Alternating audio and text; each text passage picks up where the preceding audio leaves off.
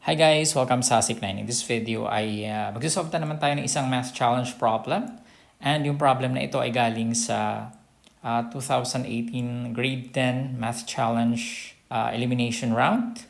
At yung question ay find the maximum value of x such that 13 factorial is divisible by 2 raised to x.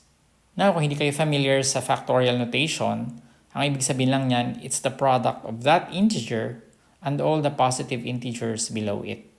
So pag sinabi mong 3 factorial, product siya ng 3 and all the positive integers below 3. So that's 2 times 1, which is equal to 6. No? Pag sinabi mong 4 factorial, that's equal to 4 times 3 times 2 times 1. Which means that pag sinabi nating 13 factorial, that is equal to 13 times 12 times 11 times 10 times 9 times 8 times 7 times 6 times 5 times 4 times 3 times 2 times 1. Wow! So yan yung 13 factorial. Now hinahanap natin yung divisors na power of 2, no?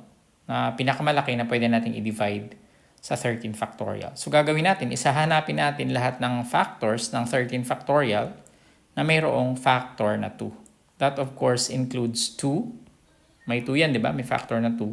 4, 6. In fact, all even integers, no? We have 8, 10, and 12. Now, since hinahanap natin ay power of 2, maganda na express na rin natin yung mga factors in powers of 2, no? For example, yung 2 dito is 2 to the first power. This is 2 squared. This is 2 to the first times 3. Pero syempre, hindi natin kailangan yung 3 kasi wala naman siya factor na 2. This one is 2 cubed. This one is 2 to the first times 5. Again, hindi natin kailangan yung 5. And this one is 4 times 3, di ba? 4 times 3, but 4 is 2 squared.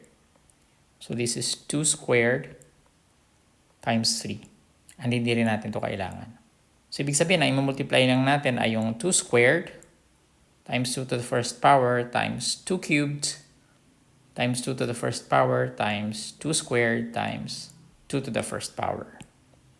So that's 2 squared times 2 to the first power times 2 cubed times 2 to the first power times 2 squared times 2 to the first power. Ilan yan? We have 2, 1, 3, 1, 2, 1. That's 2 raised to the 10th.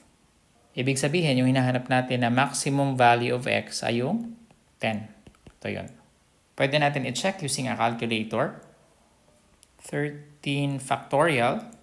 Yung factorial, yung katabi ng DEG, yung x, equals, and then we divide that by 2 raised to the 10th. No?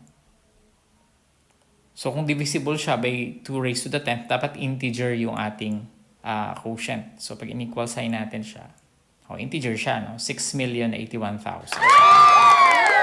Try kaya natin yung 2 to the 11th. So pag 2 to the 11th, hindi na siya dapat divisible, which means na dapat ay may decimal na yung ating sagot. No?